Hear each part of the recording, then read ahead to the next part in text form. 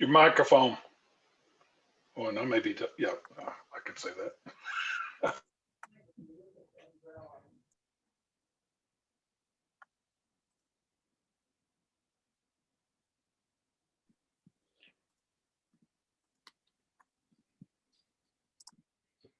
Okay, can you hear me now? We can. Thank you for letting me know. Well, everybody, thank you for being here today. I'm Lori Piper. I'm the Assistant Director of the Washburn University Small Business Development Center and also BRIGHT Center, which stands for Business Resources for Innovation, Technology, and Exporting.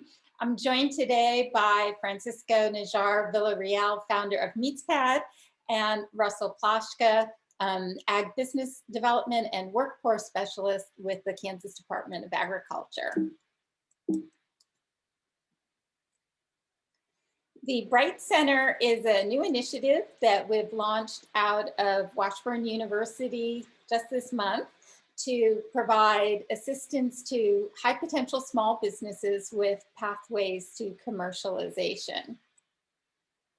Our mission is to cultivate and assist small businesses involved in innovation or technology and those with potential for exporting in order to generate economic prosperity for our region. We engage in advising, educational programs, and collaboration with partners, and also function as a conduit to resources and capital. So what are we doing here today? We're here today to talk about how we can cultivate and assist small businesses in ag innovation or technology, including those with the potential for exporting. We're here to develop connections for advising and education for these businesses. We're engaging in outreach to potential partners. We're developing conduits to research, resources, and capital.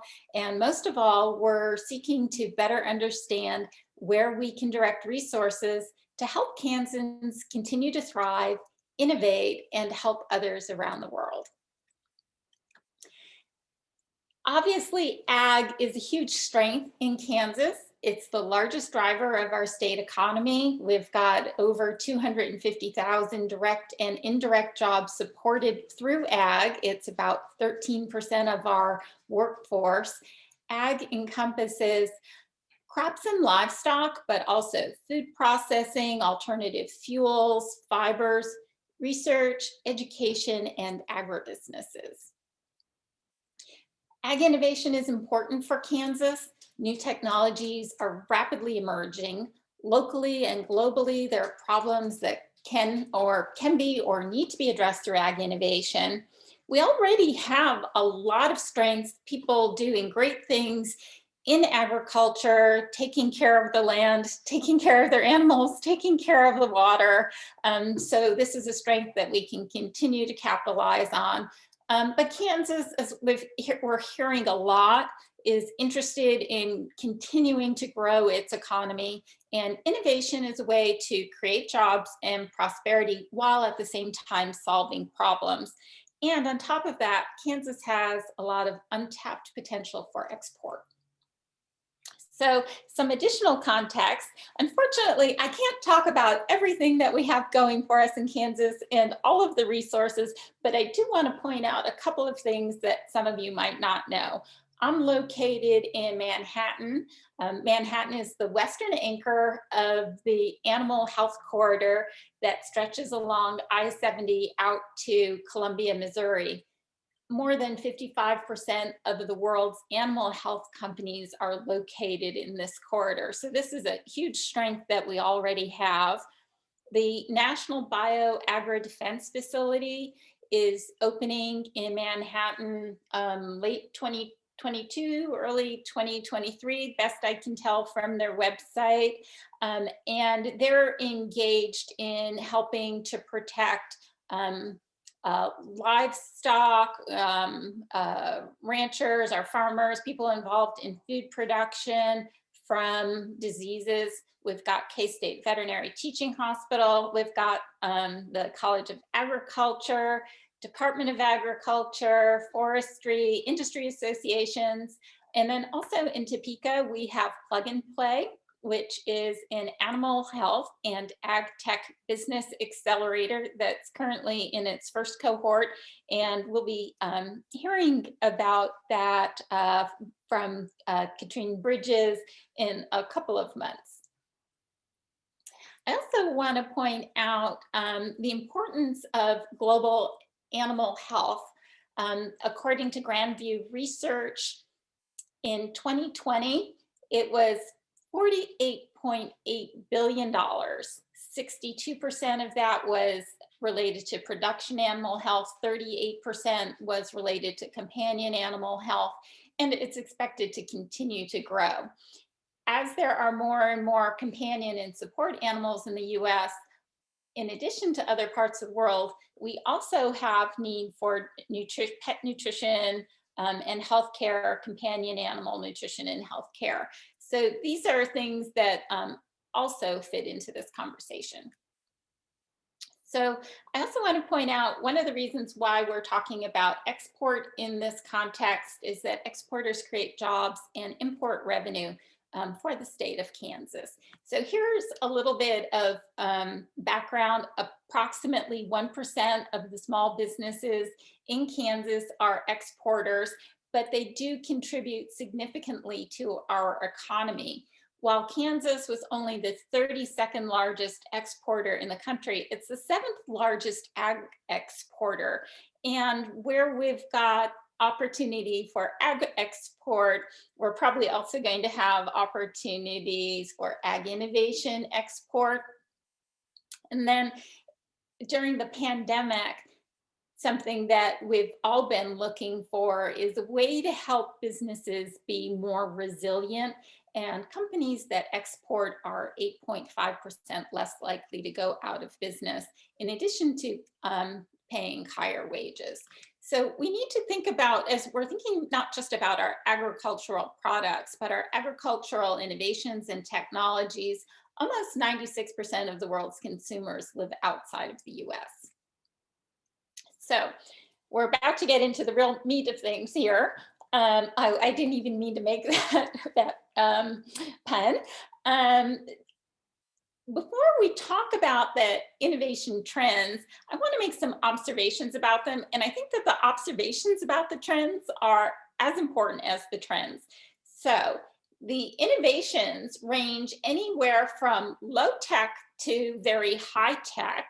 They're coming out of small farms and ranches, as well as out of other business sectors that we might not even think about as driving ag innovation, such as software companies, and they're coming out of universities and industry. They're aimed at improving profitability, protection of the environment, human and animal welfare, and the sustainability of our rural communities. And I want to point out number 4 also, they're not just for application in large scale industrial production. They're also aimed at small farms and ranchers, and I should add food processors. So the inspirations and product development often come from intersections between sectors. So farms and software developers, or universities and businesses. These cross conversations and collaborations are very important for driving the innovations. The commercialization process depends on forming beneficial relationships and creating the right business model. And many innovations have the potential for international markets, and some might even be primarily export-based. So now, the innovations. So these are things that I'm seeing in the businesses that I'm working with. There are things that I'm hearing about in conferences that I'm attending and in reading that I'm doing about the related industries. So applications of data analytics, cloud platforms, artificial intelligence, use of unmanned systems, drones, it should be a comma after drones, robotics, Internet of Things, RFIDs, attempts to reduce climatic impact, reducing pollution, reducing waste, efforts to improve soil health, intersections between human health and animal health research, interest in animal health welfare. So this is livestock, but also pets and wildlife, focus on biosecurity, traceability, transparency, blockchains even entering in and trying to help with that. Interest in sustainability. So the sustainability of our food systems and also our rural communities, development of alternative proteins, new foods, new food marketing, also new forms of educational technology is important for ag communities and ag sectors. Some of the global challenges that are driving innovation. Agriculture is crucial to our survival, but in many parts of the world, it also is having a negative impact on the planet. So whether it's deforestation, soil erosion, types of pollution, opportunities for emerging diseases. We already have 40% of the land on Earth that can be used for agriculture being used. 70% of our fresh water goes to agriculture. We've got greenhouse gases coming from agriculture. We've got enormous numbers of animals, both land animals and aquatic animals involved. And then also looking at human health. On the one hand, global obesity is on the rise and diseases related to poor diet. And yet we still have 690 million people on the planet going hungry. So within the next 30 years, globally, food production needs to increase by an estimated 60 to 100% to feed the growing human population and do so with less water and less land. So innovations, looking to feed the growing human population and protect health. One of the talks that I was in was even looking at using grasshoppers as a food source. So that would be an alternative protein, improving the quality of our foods so that they're more nutrient dense, creating new food products, ensuring food safety and food security. Protecting our planet and our ecosystem, so climate protection, water conservation and protection, soil health, animal health, also preventing the spread of pests and invasive species. Animal health, improving living conditions, reducing diseases, preventing the entry of new diseases and exotic diseases into the country and around the globe, preventing the transfer of diseases from animals to humans. And also it can go in the other direction. According to the USDA, in the last 10 years, 70% of emerging diseases that have affected humans have had an animal component. So this is something that's very important for innovation. But also, while we're looking at this, we want to put it in the context of how can we help rural and ag communities thrive? So we have a lot of strengths going for us in Kansas. There are rural and ag communities around the globe that also need more help. So protecting and improving health, improving farm ranch management, education, access to financing, access to technology, research, data, strategies for making the community sustainable and the trade sustainable. And also something that we've been seeing renewed interest in with the pandemic is sourcing food locally. Some of the needs that we're seeing in innovation companies are access to research and researchers, access to prototyping, engineering and development, intellectual property education, financial training, customer discovery, launch assistance, seed capital, market access, commercialization assistance, lab space, and a strong network of tech startups that they can learn from. And this is something that we're trying to help with through the Bright Center, is making the connections that help the innovation companies meet their needs, providing the education, being the conduit to resources, helping them access capital and new markets. So while we're on the subject of capital, one of the things that I want to talk about today, just briefly, because we're going to be doing more training about this in the future, is small business innovation research grants, sometimes called America's Seed Fund. So I have a couple of links here that you can go to where you can get some general information about SBIR grants and the agencies that are involved in funding them and generating programs for research. But in particular, of interest today, I thought would be USDA's National Institute of Food and Agriculture, SBIR opportunities. So I have a couple of links here that I think are important for people to go to. One is information about the National Institute of Food and Agriculture. And then the other has information about their SBIR programs. And you can go to that page, has links to topics and solicitations, requests for applications, the eligibility requirements, the review criteria, and also the commercialization plan description, because it's important to appreciate that SBIR isn't supporting research simply for the sake of research. It's supporting research to help small businesses assume the risk for R&D so that they can move forward with high potential commercialization. So through this program, the USDA Phase 1 SBIR grants can be up to $100,000 over a period of 8 months. And Phase 2 grants can be up to $600,000 for a 24-month period. These are just the general topic headings.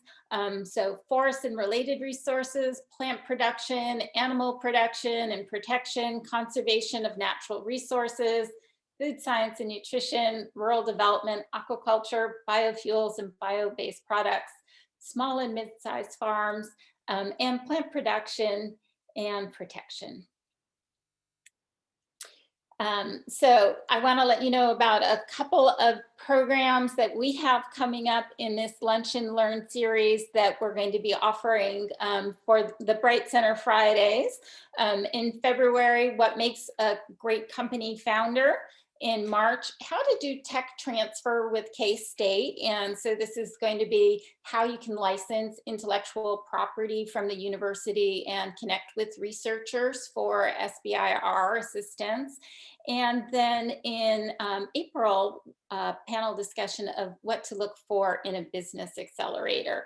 We'll have more announcements about our events on our Bright Center website, which we hope will be active next week. In the meantime, you can fill in your contact information so that you can get notifications.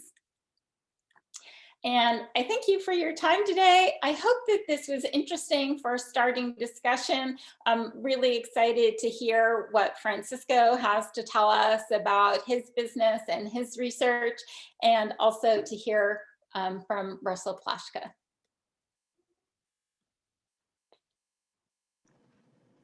Great. I think I can go first, if that's okay.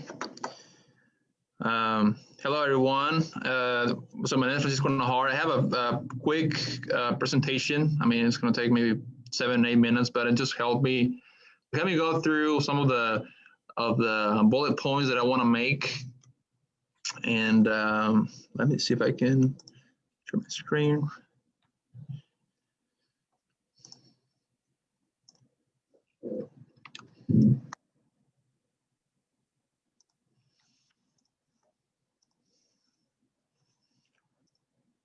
Can everyone can view it? Mm-hmm. I see it. Cool. So again, well, thank you, Lori, for the invitation. I appreciate all your help throughout this almost couple of years. That I think I don't think myself as an entrepreneur. I love the part of the innovation. I'm originally from Mexico, so I've been here in Manhattan, K-State, for over 5 years. And one of my, I guess, one of my fears that I had was, okay, what I'm gonna spend 5 years of my time to do research. So I really wanted that research to have an impact on the industry. My major, or my focus, my emphasis here at K-State has been on meat science. Particularly, I'm a food waste fighter. I consider myself.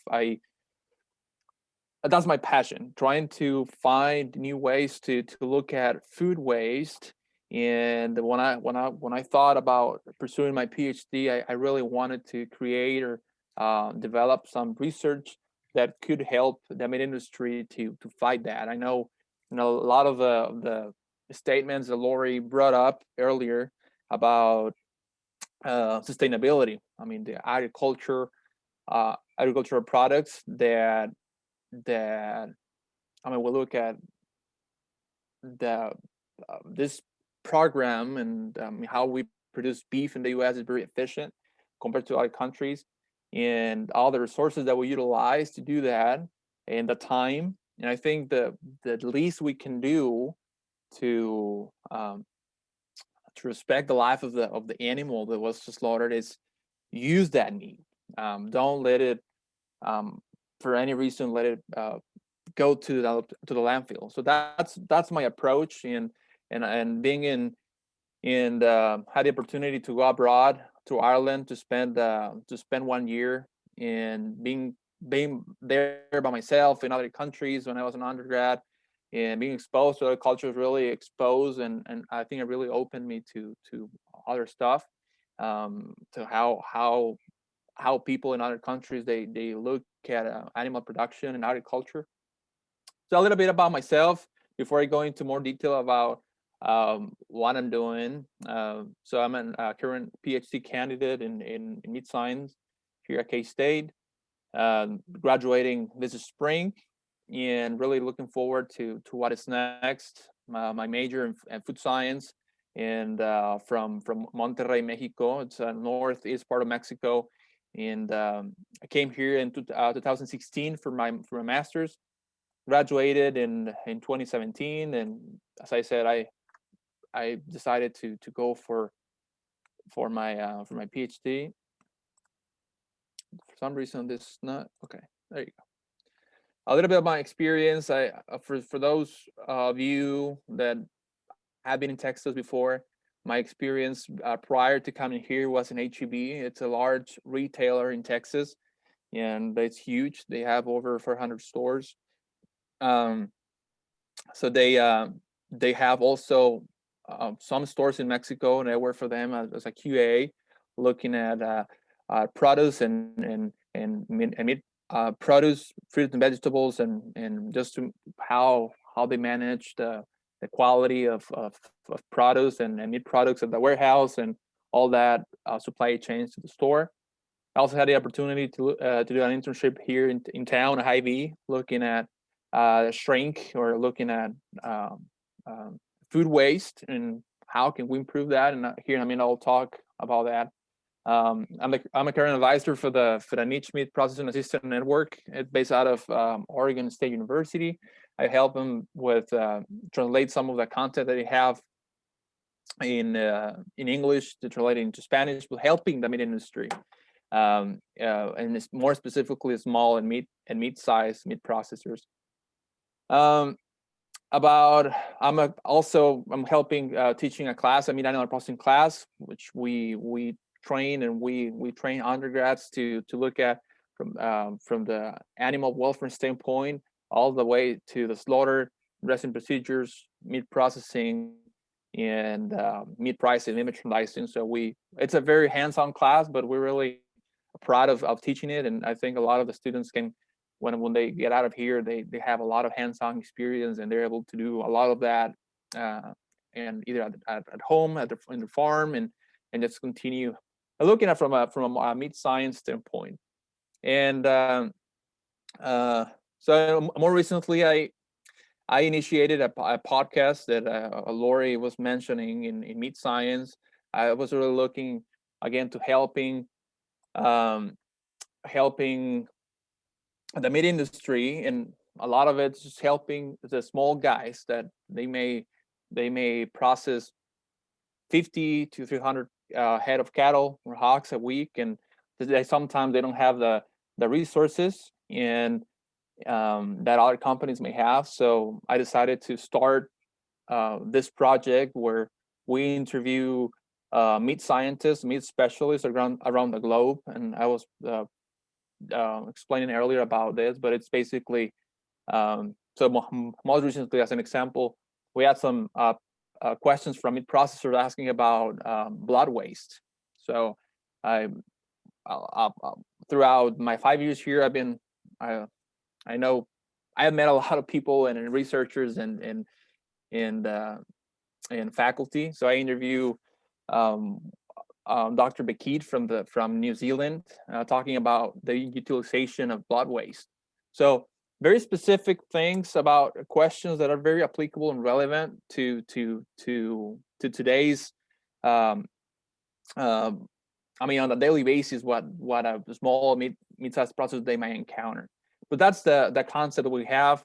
We have so far 34 episodes. I have we also started translating some of that content into Spanish for those folks that can't fluently speak English.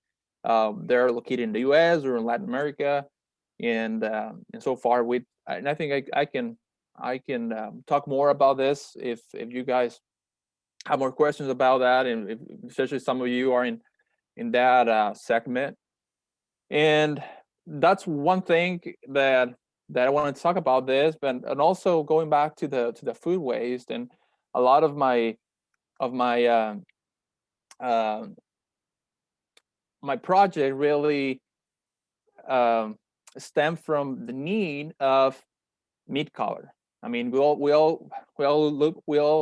look at shelf life of meat products. At okay, is it safe to consume? We'll look at sometimes at the microbiological standpoint. We'll look at from the oxidation standpoint, but we don't get to have that until we open the package and we eat it. I mean, even I mean, we try to look at some of the tenderness and how flavored it is. You don't get to try that when you're buying it. One of the first things you look at the meat product is meat color. So if you don't have a good meat color, people won't buy it. So we decided to look at some technologies, some strategies to start predicting or trying to estimate the color of meat products.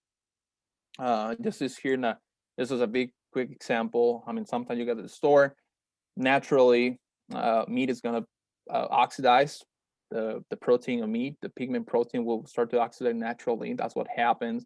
But there are a lot of factors that they have an impact on that discoloration, either to reduce it, minimize it, or accelerate it. But overall, 15% of the retail beef, it's been marked due to discoloration. Sometimes they don't even get to sell it, so it ends up into the landfill. But overall, we have around 1 billion annually that it's been lost due to discoloration. And so I look at that problem. So how can I try to solve that problem? So we are in the process of looking at the one paper that just got published, looking at electricity as a means to correlate the freshness of meat with other things, like without even before they throw it away, the fresh meat, trying to look at, okay, is this really fresh regardless of color? So, and I can certainly, that paper just got accepted a couple of weeks ago, so it'll be published, and I will be happy to disseminate that with you and more about what we're doing with this technology. But going back to color, I was talking to Russell here earlier about this, that we decided to look at other statistical procedures to try to estimate or predict the color life, even before we cut the meat. So trying to prevent it, to look at it's like more like a management tool. A lot of the times meat at a store, I mean, for the nature of the meat industry channels, the animal will be harvested today, and maybe in a couple of days it's going to be fabricated, cut into smaller pieces, and it takes about average about 14 to 21 days to get to the store. And certainly that time of what we call it postmortem aging time, the time since the animal was harvested, that's well established that has an impact on meat color. So and that's one thing that I want to point out is like we like that process of aging, because I mean once the animal is harvested and that time before the meat is open from the package, it generally it will pass about 14 days to 21 days, but that helps us to get that tender product. There's some enzymatic reactions that naturally occur in meat that help for that. So it's something that we care about, that we intentionally look at those 14 days before the consumer can eat it, because you kind of enhance the eating experience from the meat. But sometimes we have product that it might be longer than that in the store, maybe 30, 40 days. And that certainly has an impact on color. So we looked at a 20-year worth of research, a lot of data, trying to look at this to help the retailers before they even procure meat, knowing the time and knowing some information about the meat product that can help them to decide this meat after we cut it may last this amount of days, 3 days, 5 days. So that can help them say, maybe I'm not going to buy 40 cases of this type of meat. Maybe I'm going to buy 2 or 3, depending on the volume we have, because if you cut it and it's got more time, it's not going to last as long as you want to, and you're going to end up marking it down or lose money on that. So we're in the process of in the publication process for this statistical procedure, but that's approaching it in the food waste, maybe not on the actual science, but just as a management tool to help people out there to prevent that waste. And this is just a picture of me when I was doing this internship at Hy-Vee, and that helped me to look at what consumer wants, what they're looking at when they buy meat, and that I think that's really helpful to start making innovations. If you're out there knowing your consumer what they want. In this case, the media industry will be like my consumer, my client, if they have that need, and just trying to solve it. I think that's unique, and that's really what I really wanted to do as far as my PhD, having that impact from that perspective. And thank you a lot. That's my phone number and my email in case you guys. I think this is a lot of information in I guess 10 minutes, but broadly, that's what I've been developing in my work in my time here at K-State. Thank you a lot. Thank you, Francisco. I think it's very interesting what you're doing to try to help prevent food waste in terms of helping the retailers and taking into consideration what consumers are looking for. Russell, would you like to join in and give us some commentary? Sure, thank you, and I appreciate Lori and Carl inviting me onto the Lunch and Learn today. I always enjoy seeing a lot of familiar faces and a lot of familiar names out there today. So I think it's appropriate, and I know we have Blake Chance on the Zoom as well, that I was just thinking about Francisco's presentation and what Blake's been doing with QuickPen. I think about one of the big things in innovation or entrepreneurship realm is the rethinking of old ideas in a way. I mean, meat color is nothing new.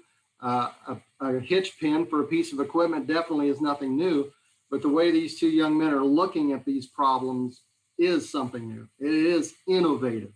I think a lot of times we get hung up with that idea or that word of innovation, meaning it's got to be high tech, it's got to be something out of the box that we've never heard of. And here we are with two young men that are really entrepreneurs that are looking at old technologies or old ways of doing things, and how can we do them a little bit different. So they're finding those gaps, in which we all encourage the people that we work with to find those gaps, and how can you fill that need in your local community or in your region. You know, in Francisco's case, it's a global issue, is meat color and that meat quality. As with Blake, trying to reach his local audience and then expand it as we move out. So Lori asked me to kind of speak to a few things that I'm seeing and some of the issues that we're seeing when we're working with startups or current businesses.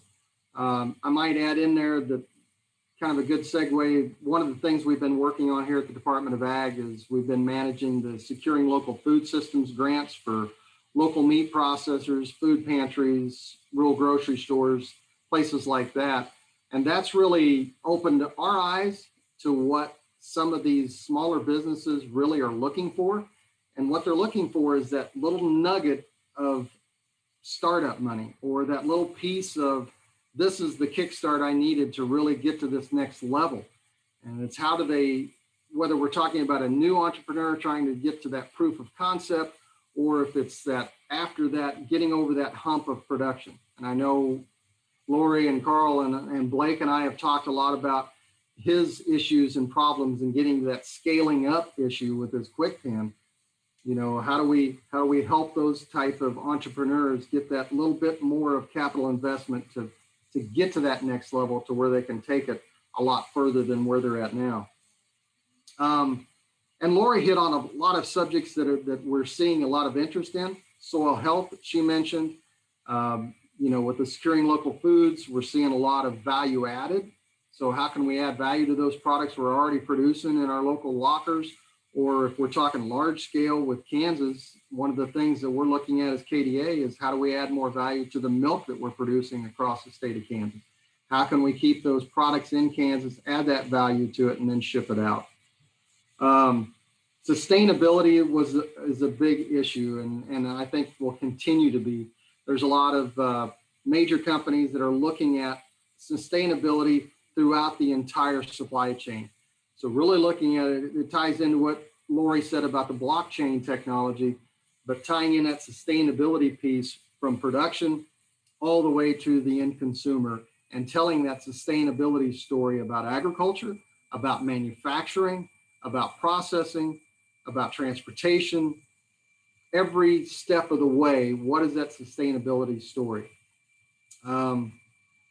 Water usage. And that goes to the sustainability piece of it too, but it's kind of its own little animal, I think, in terms of water conservation and prescriptive agriculture, not just precision, but really looking at prescriptive agriculture and timing of water application, water monitors, sensors, and not just in production agriculture. We're talking to people about looking at how do we help residents do a better job of irrigating their lawn. If we're going to continue to irrigate our lawns, then let's be smart about it. And how many of our lawns that we do irrigate ourselves have sensors in it to know when it should kick on or when it should kick off, or as many of us know, when we're getting a torrential downpour and we drive down the street, that the sprinklers are still running. So things like that are what we're seeing as not necessarily new technology, but a spin on making something a little bit better or tweaking it just a little bit more. So one of the other things that Lori mentioned in her presentation was research. That's one thing that Lori and I are serving on a different kind of committee right now, but it's still dealing with innovation and economic development across the state. That research piece that we've heard a lot about is how do we really get locally focused research? And I know several of you and Ron Wilson's on the call, and I know he's there at K-State as well. And K-State, you know, I'm an alumni and I love K-State, but it seems like from an outsider looking in that a lot of times that research is focused on big companies that provide a lot of dollars. And that's important for our researchers to have those dollars to move forward. But how do we incentivize, or how do we help researchers solve local problems? Like Francisco's working on the meat issue, but in our small rural communities across Kansas, what are the research needs for those rural communities, and how can we leverage K-State or any of the regions, Fort Hays, Wichita, Pitt State, how can we leverage those research opportunities to a local level to find out what are the opportunities or what are those possibilities in entrepreneurs and community and economic development. And probably the last thing, and it's by no means a stranger to this crowd, is how do we connect those people and find those resources? Because every one of us would agree that we don't know every bit of resource that's available out here.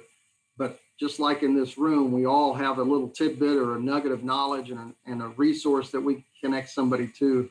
So how do we make sure that these young entrepreneurs like Blake and Francisco know where they can turn to for that next step or that next leg up for help? So with that, that's kind of, I hope that's kind of what you wanted there, Lori. That's my 2 cents worth, I guess you might say. Yeah, that was great. I really appreciate you sharing your observations about what you've been seeing in Kansas and our efforts to work with local communities, in addition to working with K-State. So thank you, Russell, and thank you, Francisco, for your presentations. And Russell, since you mentioned Blake, if Blake, you want to give a hello to everybody. Yeah, I guess there are a few people got on since I talked last. Yeah, I go to K-State, and my major's ag business with a minor in entrepreneurship. And basically, I just redesigned the hitch bend. If you can't pull it out from the top, and mainly if your baler's on fire, then you just take this, basically the handle off by removing a snap pin, and you just got the shaft. And then you get in the tractor and release the pressure, and the shaft will fall down through. So it's pretty simple. Well, thanks. Well, I thought that this was a really interesting discussion today. I certainly don't regard myself as somebody who has the answers to all the problems out there, but I'm excited to be working with, smart, dedicated people who have good connections, interesting ideas, and would love to have more conversation with you about what we can do to help Kansas communities and Kansas innovators. Lori, we did have a question that was submitted. It's, is anyone at K-State or elsewhere studying the impact, applicability, and efficiency of local meat lockers? And then Francisco, you responded with the question in terms of production and meat quality. And then, yes, and even beyond that, profitability, safety compared to large plants, and benefits to local ranchers. So, and I can comment on that, on the, at least on the profitability standpoint, will be, I was telling Russell that we'll be, we're in the process of putting together some webinars with some fabrication and meat merchandising videos for KDA, or for at least that's for Ryan Fleming. We're trying to put some of this together to tackle this. So we're for sure you'll know more about this here in maybe in a couple of weeks, that we can put together budget and all that stuff to help meat processors. So I asked the question, and the reason I asked is because, well, Lori and Carl and Mary Ann worked on the Onega meat locker and trying to get a new owner for it, and they eventually did, and they got capitalized by local St. Mary's investors. And I just happened to be up in Onega yesterday on something, and they were busting their butt. They had cattle out in the yard, and they were busting their butt, going back and forth. And I got drawn into this discussion because my chairman is mayor of Wheaton. And so he has ranchers all around him that we're all over him about the meat locker being closed and finding another. And as I began to examine this, I got other calls from other ranchers that wanted to start meat lockers. But then they got into the cost of building a building and then putting in all the infrastructure. And when they got done, they said that it doesn't make any economic sense because the meat locker up in Onega was built 20 years ago. And I'm friends with the engineer that helped lay the plant out. But it'd be good. I brought this up with Kent Glasscock. I'm involved in the part of the knowledge-based economic development team over at K-State. If it could be a project, because some of these plants, big plants, aren't safe, in terms of COVID and contacts and everything. And it looked to be much more efficient. These meat lockers and these ranchers could use it. So, I think there's a lot of sustainability in it. But we got to analyze it and see how you can make money, or at least break even. So that's my 2 cents and my thought. And I think you bring up very excellent points because we have, all you said, it's true, and I will be happy to discuss with you, Jack, more about that.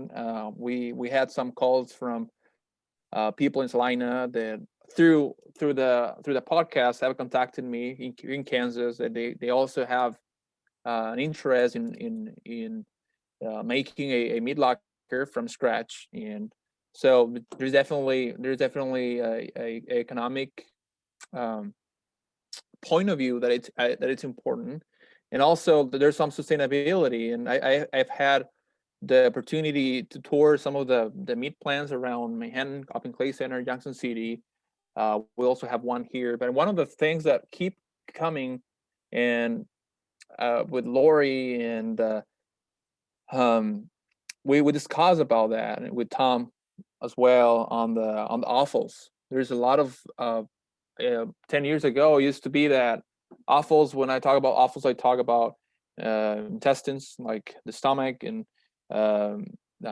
heart, lungs, all that stuff that is not properly used as a meat item.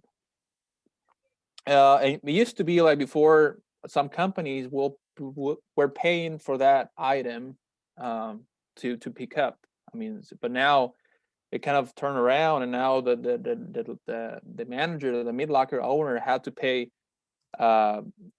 for it to be picked up, to be collected. Then it used to be that they used to get paid by companies to get collected, based on weight and all that stuff. And there's a definitive a market for that. And we had some conversations in terms of making some projects there, and see, because it adds up, monthly. If you process 20 to 100 head of cattle, there is a lot of offals that you have to pay, or you have to pay into the landfill. But there's definitely an opportunity for helping and dedicating some time for that, and that's one of the reasons I also initiated this platform, to talk about those opportunities and address them, and help meat processors to look at that and solve them. But definitely, if you would like to, we can have more conversations, and we can bring it up with even the department head here at Animal Science, and see how can we help. And it's just a thought.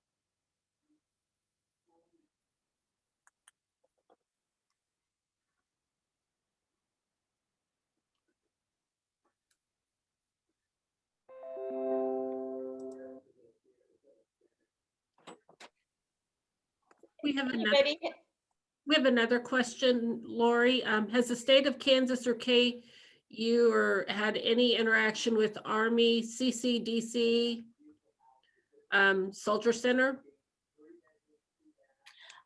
So Ron, you might be able to answer that better, or not sure if Ron's still here. I'm not sure. I'd be happy to try to, get some information or make an introduction. like, if somebody wants to let me know, I'm not sure who the question came up from, but if you want to let me know how I can be useful either in terms of making a connection or getting information for you, please let me know, because I don't know the answer to that. That was me, Lori. Okay. So Natick has always been the main center. It's out of Massachusetts that focuses on food and clothing and all those kinds of things for the Army. And as you may well all know, the Army decided to make things less complicated and thereby made everything more complicated. But under CCDC, the Combat Command, it's the Army Combat Capabilities Command. They now changed the Natick Research Center into CCDC SC, and they focus on all the food kinds of issues. And by the way, I'd like to point out, it's not just Army, it is a cross-service collaboration facility. So connecting with them, there may be an opportunity because they're looking into like freeze drying foods. And like I said, MREs. I even read, and this is crazy because I don't know a lot about food stuff, but I read that they're starting to look at 3D printing food.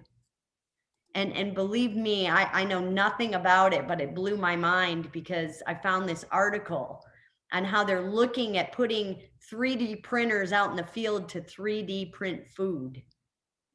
And so I just want to throw out there that there may be an opportunity to connect with that facility and see what they're working on. I mean, maybe we could have somebody from there as a guest speaker to tell us in terms of the military what kind of food things they're looking for.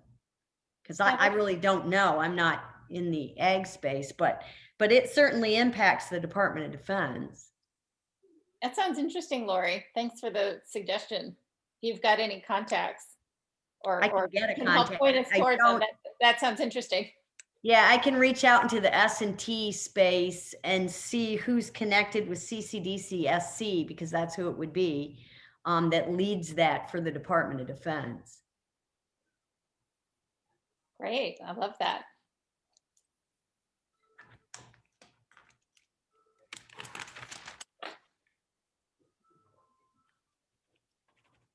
Well, does anyone have any questions for Francisco or for Russell or for me, or any other topics that you'd like us to try to chase down for future presentations?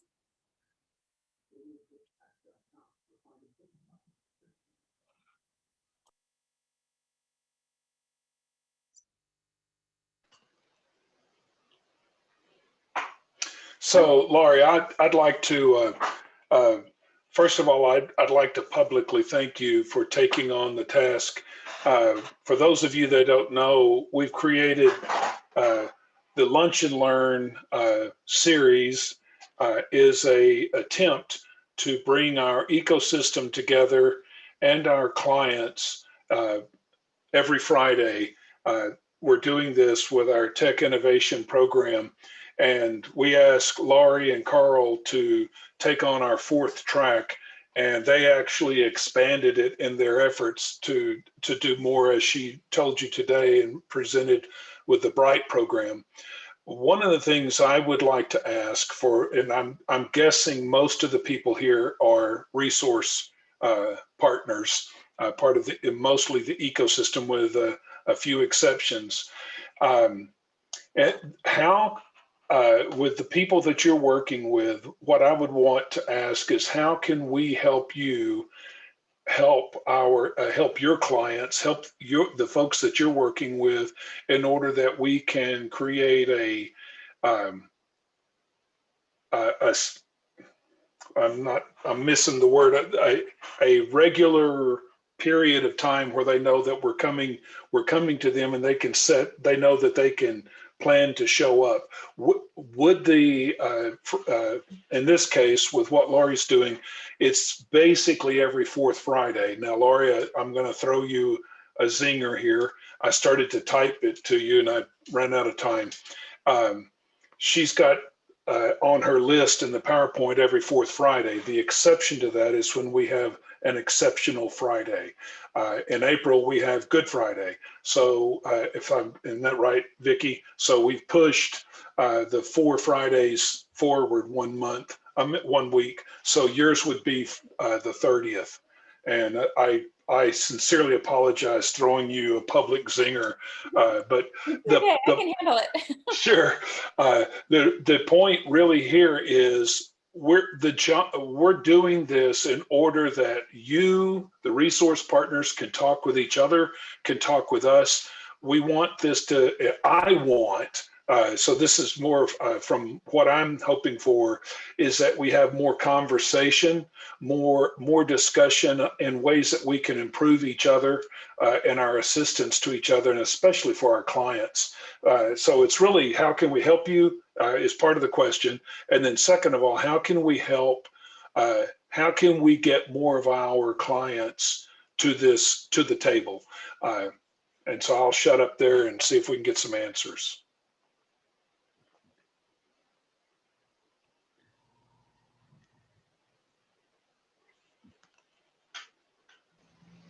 Let me just weigh in a little bit what I'm hearing from our businesses. Most of it, they don't want to hear from government. They're really disappointed in things like Keystone Pipeline and this discussion about a $15 minimum wage. So I would say it's the technical support that you can give the companies, and you guys know that, these margins are getting thin, and COVID is part of the reason. And I think some of the CARES money we were able to delve out in Pot County and in Riley County helped a little bit. But it's going to be a long recovery road, and some people aren't going to survive. Then again, we have in our county, we're lucky because we've got a $30 million expansion of the Pius X Church, which is going to bring new people to the area and new businesses. But they don't want to have too much to do with government. And Lori has helped out immensely in getting a few of those companies. It's getting to be more than a handful now off the ground, and that's the kind of support we need. And I can't say enough good things about SBDC. Thank you, Jack. Thank you, Jack. We appreciate that our efforts are appreciated, and also you're sharing with us that we need to continue to provide technical assistance of a variety of sorts.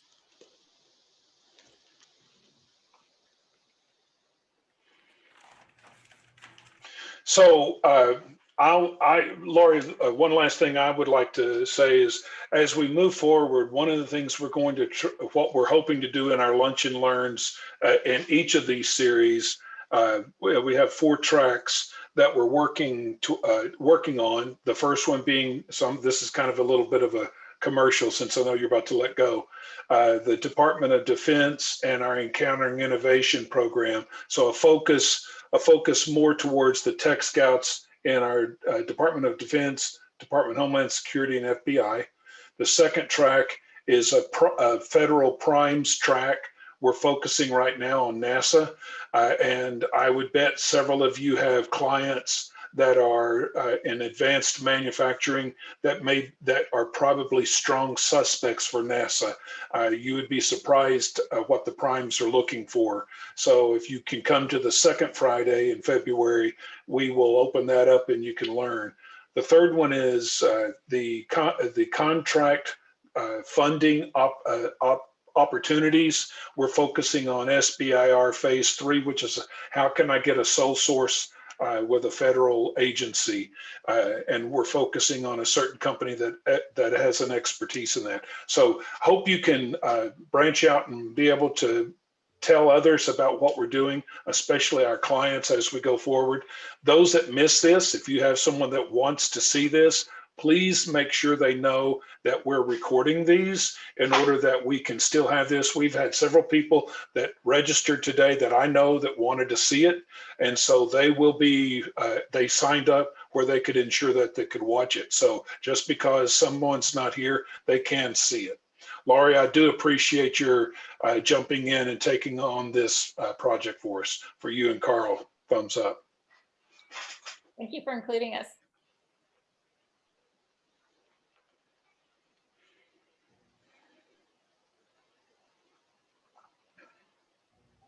Well, it looks like it's probably about time to wrap up. So I want to thank Francisco and Russell for joining me today to share their experiences and insights, and appreciate people who were here for the Zoom meeting today. And please reach out to me if I can be of assistance. Thanks. Thank Lauren. you. Thank you. Have a great weekend, everyone. Thanks, everyone. Vicki, is it time to join the breakout room or did I already screw up? We're not going to do it. Oh, okay. So No, you can, now you can break out. conversation as a group right here. So Yeah, we can all stay. We can I was stay on trying to as long as figure out people how to can do chat. it. So I got it all figured out. And I'm like, You might want to stop the recording in case anybody wants to have a conversation post